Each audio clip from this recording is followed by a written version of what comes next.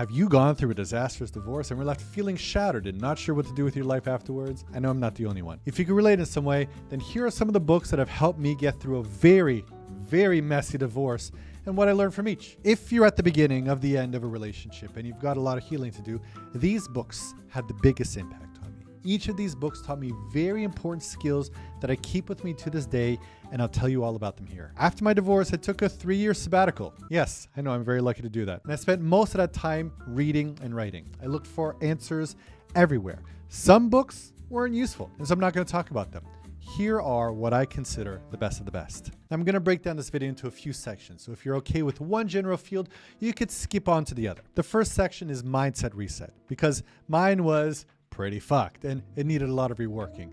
These 3 books opened me up to seeing things in another way. The second section is Relationship Rewiring. There are some things I needed to relearn about relationships and my patterns in them and what to expect from them. The main point here is that relationship skills aren't natural. There are patterns that we learn and mimic, and everybody was taught something different.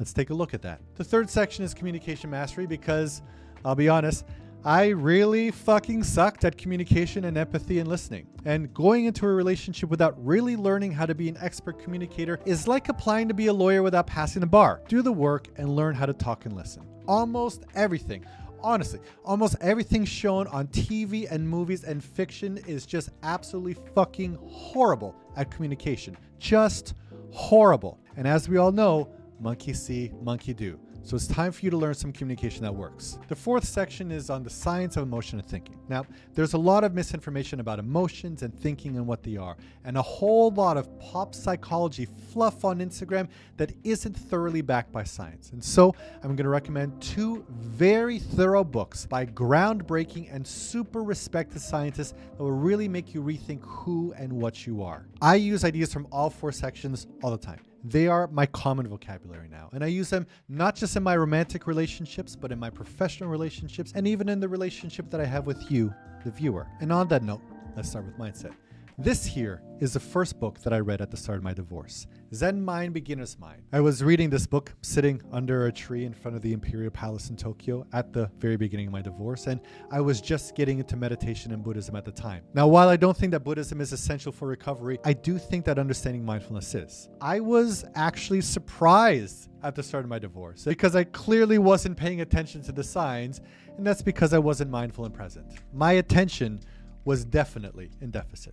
But instead of viewing this as a pathology that can't be fixed or just my identity, the way that people on Instagram accept their ADHD brain, I decided to train and develop my attention. It's doable. It's just like learning to run. You can train to pay better attention. And just like running, at first you could run for just a bit before you're exhausted. And then you could run 1K, and then you could run 2K, and then 5, and then 20, and then a marathon. And so too it is with attention. It drifts at first, and that's okay.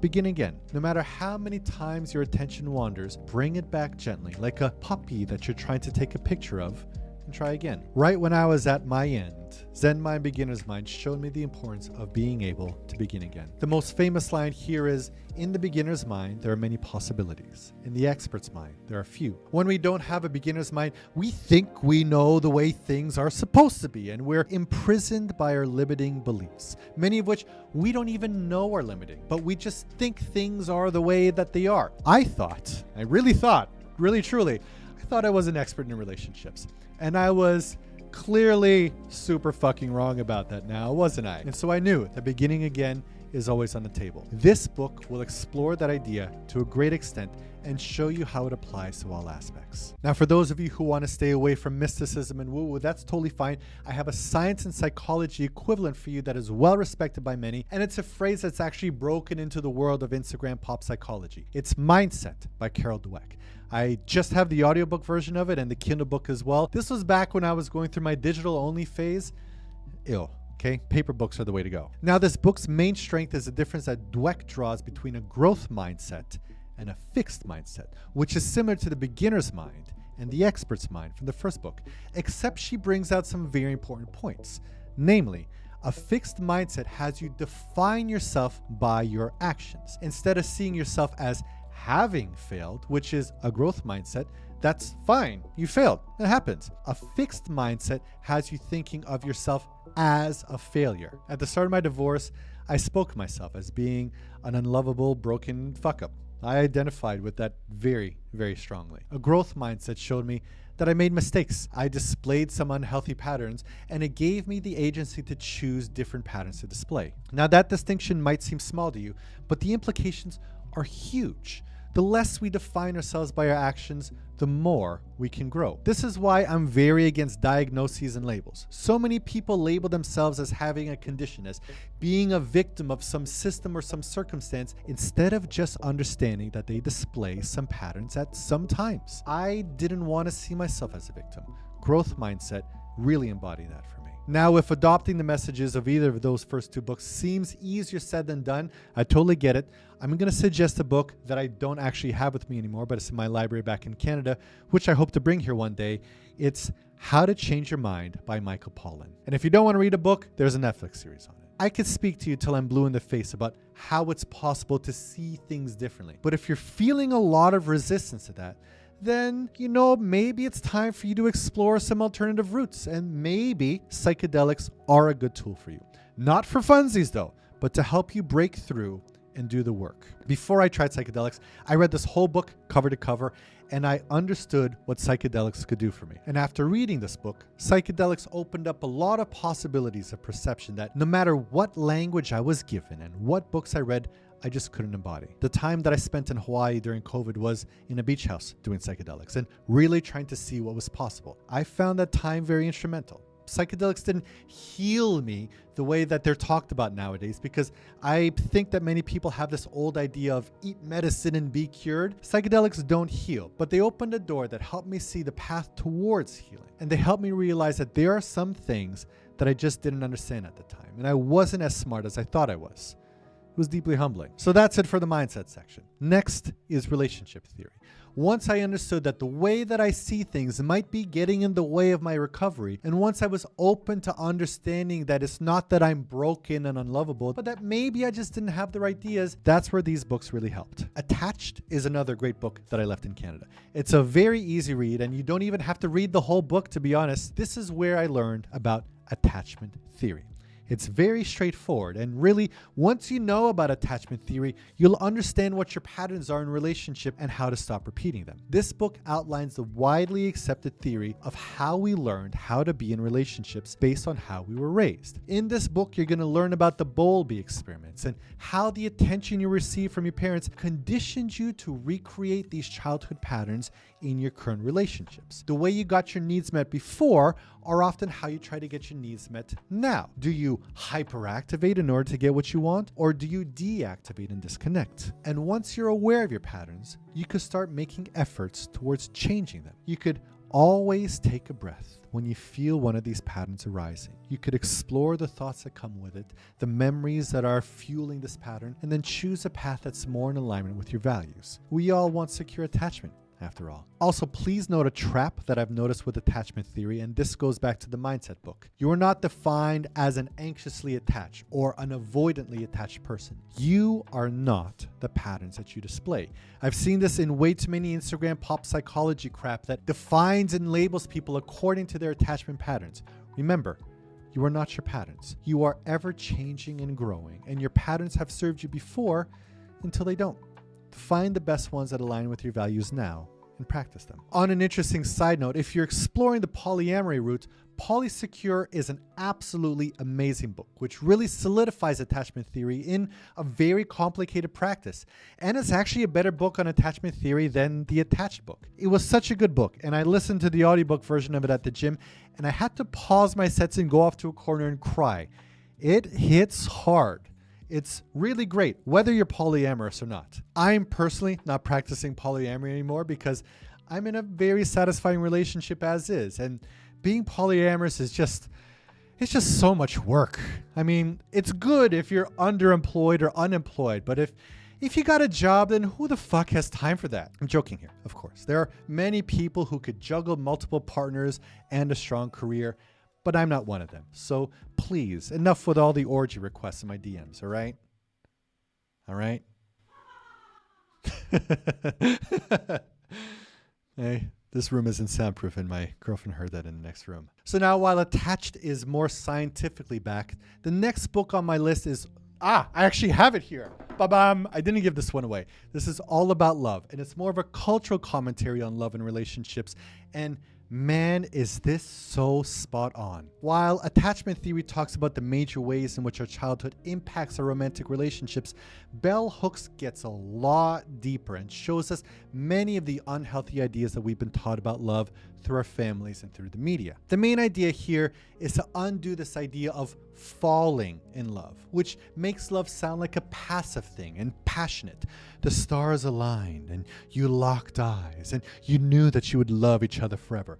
What toxic crap. How about instead of falling in love, we learn how to stand in love and walk in love? That's a much better idea. In other words, love isn't a passion. Love is an action, and it's active. It's an intention which takes attention and effort. And so, in order to actively love someone, we need to offer them 7 ingredients, which are open and honest communication, affection, respect, recognition, commitment, care, and trust. I was under the impression before that love was just about affection and commitment and care. That's it, and that's all I knew. And as a result, I didn't really offer open and honest communication. I didn't offer respect, and I barely offered recognition. And again, this is how I was taught to love from my parents. We didn't have open and honest communication at all. Children weren't respected, but commanded. And I'm sure that some of you have had similar upbringings. I had a roof over my head and food in my stomach, and my mother hugged me, but I really can't say that I remember the other ingredients. And I realized that my previous relationships would have fared a lot better if I'd been able to afford all of those other parts of love sooner. So that's it for the rethinking relationship sections. Now that I had an open mind and I had a different and healthier understanding of relationships, the third step for me was communication mastery. One of the things that I was painfully aware of after reading Bell Hooks was that my open and honest communication skills were severely lacking. And this is something that I knew even before reading Bell Hooks, to be honest. With that said, the book that really taught me how to communicate was Nonviolent Communication, which I also don't have in physical version. This, I could say, is this is definitely the most important book for me on the list. If I had to pick just one, this is it. It's not just a book about communication. It makes you radically rethink, what is the point of communication? And what does violence actually mean? And it's more than just physical violence. How do we resolve conflicts? And how can we really empathize? As of late, I'm sure you might notice, I don't ever really shut up about empathy. And I troll through Instagram threads and just talking to people about it.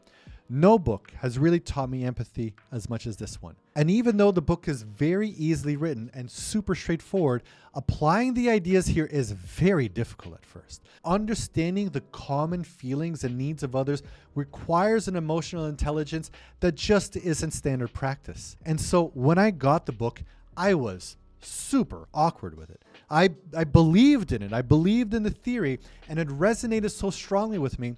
But that didn't mean that my life was instantly fixed after reading it. Implementing the practice is awkward at first, and sticking with it, remembering the values of empathetic connection, even when I'm feeling activated and challenged, is, my God, so difficult. There's a 4-step process to speaking nonviolent communication. When you do blank, I feel blank because I need blank. So can you please blank? When I started, I was very robotic, and I think that's totally natural. And now nonviolent communication is a native language for me, and it has, without a doubt, had the biggest impact on how my girlfriend and I resolve conflict and how we understand each other. And it will make you totally rethink how you've been communicating with the world. Another important book that I'm going to recommend here is more of a kind of supplement to nonviolent communication. It's Getting the Love You Want. Now, this book has a lot to it that I really don't care about. There's only one aspect that matters to me in this book, and it's the Imago method. The main thing to get from here is to learn the practice of mirroring, which is vital to conflict resolution to any healthy relationship, be it romantic or friendly or professional. You cannot resolve conflict in a healthy way if the person you're in conflict with doesn't feel understood. Learn how to understand people, not cognitively, not intellectually, not translated into your own values, but understand people on their own terms. This is absolutely vital and a major ingredient to empathy. I don't believe that there's any relationship that won't experience conflict. And so I think knowing how to resolve conflict is crucial to making sure your relationships work and so that your relationship doesn't dissolve through piling resentment. Mirroring is ultra important for this. To show the person you love or just anyone you want to come to an understanding with that you could deeply connect with what is alive inside of them and that they're not wrong and that you don't need to fix them or correct them and you don't need to change their mind. If they're suffering, you don't have to do the traditional male thing of, oh, I have a logical solution to your problem. And if you don't listen to me, then you are choosing your own suffering. That is such arrogant bullshit. And it's annoying, not because you're right and because everyone's wrong, but because you're arrogant and you're not as smart as you think you are.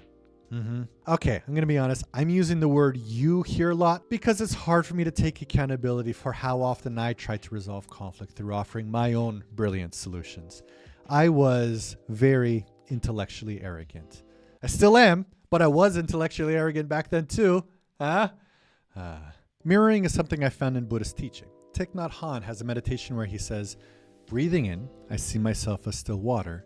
Breathing out, I reflect things as they are. Reflecting back to our partner as they are, without our distortions, without our judgments, but purely mirroring them in the way in which they feel really understood is such a healing process. All of my conflicts have been resolved when I've done the challenging work of disassociating from my pain, just for a bit, and holding space for the other and reflecting back to them what they feel in a way that by the end they say, yes, that's it. You get me. Above all, it requires my own humility to accept that I don't have all the answers and that there are other truths that can coexist with my own. And this is why I saved the fourth section, the science of emotion and thinking, for this part, because effective mirroring is a lot more possible if you understand how your mind and body are working. If you don't understand how your thoughts are made, then you're going to trust them too much. It's hard to be intellectually arrogant once you know how much your brain is confabulating bullshit. Think of these next books as looking at the ingredient labels of your thoughts and removing all the red dye and the microplastics from them. The first book I'm going to recommend here is Being You by Neil Seth. This book is so amazing. I love it so much that I went to a conference that Seth was presenting at, and I actually had him sign the book. That's how much I love this book. Really, it's that good. Now, there's so much in this book, but here's the biggest takeaway. Our reality is a controlled hallucination, meaning there is no naive reality that you or me or anyone has direct access to. Scientists don't have access to it either. They can measure some things for sure, but their own day-to-day life is also a hallucination. Our brains are guessing and just making shit up a lot of the time. It's too metabolically expensive to render things exactly as they are. And the brain's job isn't to show us reality. Its job is to survive and procreate. And it doesn't need 100% accurate perception to do this. Discount reality works just fine, really. Our eyes and our ears are lying to us and our brains are filling in the blanks. We're making our best predictive guesses based on the experiences that we had before. And your guesses, your controlled hallucinations, are different from mine because we have different data sets and different experiences. We don't see the world as it is. We see it as we are. Now, why is this important? Well, for me, the most important thing it did was really humble me. I thought that because I was hyper-educated and very literate and I read a lot about many different fields that I knew better than most people. But it turns out, none of us fucking know. And once I was open to seeing that I might be wrong on some things based on the blind spots that I didn't know that I have, then I'm going to be a lot more cautious and inquisitive about what's around me. I'm going to approach everything with a beginner's mind. I'm not going to try to invalidate anyone's experience. I'm just going to try to figure out how they're making sense of this cosmic quantum soup that we're in by mirroring and empathizing with them and really trying to figure out how they're navigating through all this chaos. And the last book I'm going to talk about is very closely related to Being You, but it looks at emotions as thoroughly and decisively as any book has ever been written on the subject. This is a holy Bible of emotional intelligence. In fact, Neil Seth acknowledges this author in the book. This is how emotions are made by Lisa Feldman Barrett. Now, the big idea from her book is that there's no such thing as universal emotions. Some cultures don't feel sadness. Some cultures don't feel anger. Emotions are a construct that we were taught. Our parents, when they saw us when we were young, making a face or crying, they would say, "Oh, are you angry?" Or, "Oh, are you sad? Don't be sad." And that's it. We learned the word angry or sad was tied with those circumstances when our parents said that word. There's nothing more to it. There's no human facial movement for anger. There's nothing happening in the brain or in the body that's the same for all humans for anger. All emotions are cultural and all of them are made up. But that's not the major idea here. The big point of this book, and for Anil Seth's idea, is that the mind and the body are one. They're not separate. Now, this is a hugely fucking important lesson that I cannot stress enough. The mind and the body are one. It's a huge idea in Buddhism, and it's starting to be widely accepted in neuroscience. The mind-body distinction is just really old, egotistical bullshit. And so, in How Emotions Are Made, when the author talks about how to regulate your emotional response, what I learned is that there's nothing anywhere as effective as taking care of your body. Sleep 8 hours, move rigorously, and eat clean. If you're emotionally dysregulated, there's a good chance that you're not taking care of your body. Talk therapy isn't going to cut it. Instagram posts aren't going to cut it. Take care of your body above all other things, and your mind will follow. In other words, to make your relationships with others work, you have to make your relationship with yourself work first. In a phrase that we all know, if you can't love yourself, how in the hell are you going to love somebody else? My girlfriend and I have been together for over 3 years now. The first 2 years, kind of rough. But in the last year and a half, I really got back into exercise. And soon afterwards, so did she. We don't fight like we used to. We feel very safe and at ease. And our nervous systems are calm and safe with each other. The couples that play together stay together. And I also know deeply from a sad place that one of the many reasons that my marriage failed was because of declining health and a neglect of our bodies. I think you'll notice that the healthier you are, the easier it will be for you to be kind and loving to your partner. So take care of that first. And then read these books. And then you'll be set for a happy, fulfilling relationship. And that's how we got to this part of the video. Thank you for watching this far. If you want to pick up any of these books, I put in my Amazon links here for a bit of a kickback, as this video isn't monetized otherwise. And if any of these ideas are interesting to you, I'd be happy to chat with you in the comments or in the messages that you send me. I'm very passionate about all of these ideas. Thank you for watching, and I'll see you next time.